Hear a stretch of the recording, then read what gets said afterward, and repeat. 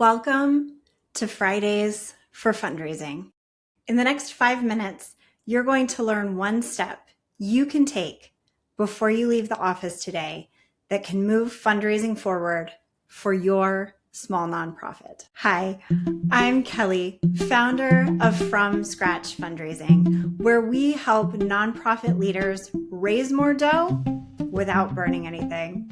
Every Friday, I'm here to serve up one bite-sized fundraising assignment that you can finish in about an hour. Think of it as your weekly recipe for sustainable fundraising success. No overwhelm, just actionable steps that actually move the needle. This month, we are going to dive into annual reports. I think this is something that's on a lot of people's minds right now coming off of year end, and we've just ended a year. We want to tell our donors what's been going on, what impact we achieved in the prior year. So let's dive in. This week, I want to talk with you about how to format your annual report. And there's really no right or wrong answer here. This is something I love about the new paradigm around annual reports. There is no right or wrong answer here. I think gone are the days of the glossy, multi-page printed report. Donors aren't really demanding it anymore. We're not seeing that have the impact that it used to. And we also are more stretched for time. We're doing content creation, reporting back to our donors much more frequently these days. And so I think that annual report is less and less necessary. The sky's the limit on what your annual report looks like. Some of my clients, I'm not even recommending that they do an annual report because they're talking to their donors so frequently that we don't really need to stop and take this special time to tell our donors about what's happening. But for my clients who really do want to put out something, there are so many options. One of my clients is putting out just a 3-page PDF that can be shared easily. They're putting it up on LinkedIn as a document that people can flip through on LinkedIn. They've really made it a dynamic tool. We're attaching it to emails. We are printing and sending it out to some donors. So making a shorter PDF annual report can be a great way to do it. I have worked with other organizations where we do a postcard that has our annual impact metrics and those funding pie charts that we like putting in annual reports. We're just doing a little postcard that can go in the mail. I have another client who has made an awesome video annual report that they can share on social media and send in emails.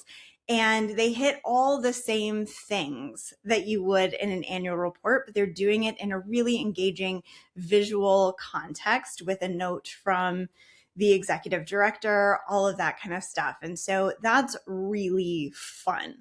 So these days, because we have mass email marketing, because we have social media, and especially if you're following me here, you should be talking to your donors on a fairly regular basis and reporting back to your donors on a fairly regular basis.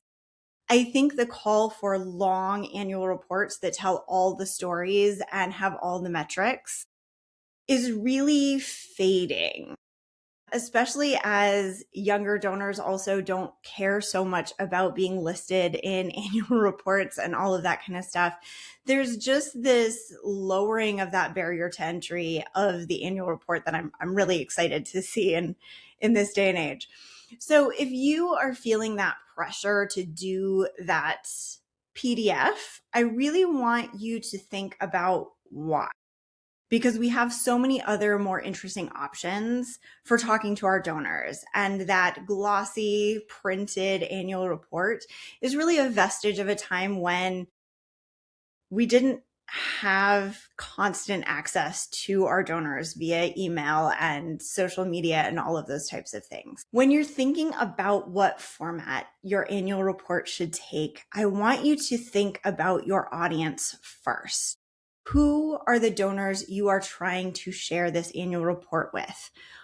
What have you already shared with them and how? How have they responded to those things that you've shared? What kind of information do they already know? Start there and then think about, where are the gaps? How do I do, instead of these drip updates, how do I bring it all into one cohesive whole that the donor can experience to understand the impact and value of their gift? Because really, at the end of the day, that is what the annual report is for, is to tell the donor, hey, you made a great choice donating to our organization. Here's what we did with that funding. And we hope you stick with us so that we can do more of this in this coming year. Would work best for your donors? What format are they going to be most excited about and engaged with? That is the right format for your annual report. And you can really think outside the box for this. Think about what is the best way that you can get your donors excited about what you accomplished last year. What is the format that can come in? Your homework assignment is just to pick a format. Do that thought work about what your donors are going to be excited about this year, so that you can come back here next week and we can talk about what kind of information to include in your annual report. If you are a nonprofit organization doing fundraising in the margins, in the moments between the mission work, I want to talk to you because I want to work with you this year to build a mission-centered fundraising program that helps you get it all done. I'm talking about you organizations with solo executive directors, you organizations with tiny staff.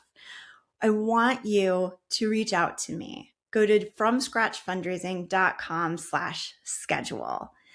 I specialize in building fundraising strategies that are integrated into your reality, the resources that you have, the time that you have at the margins, and centering your mission so that we are deeply connecting your donor audience with your mission.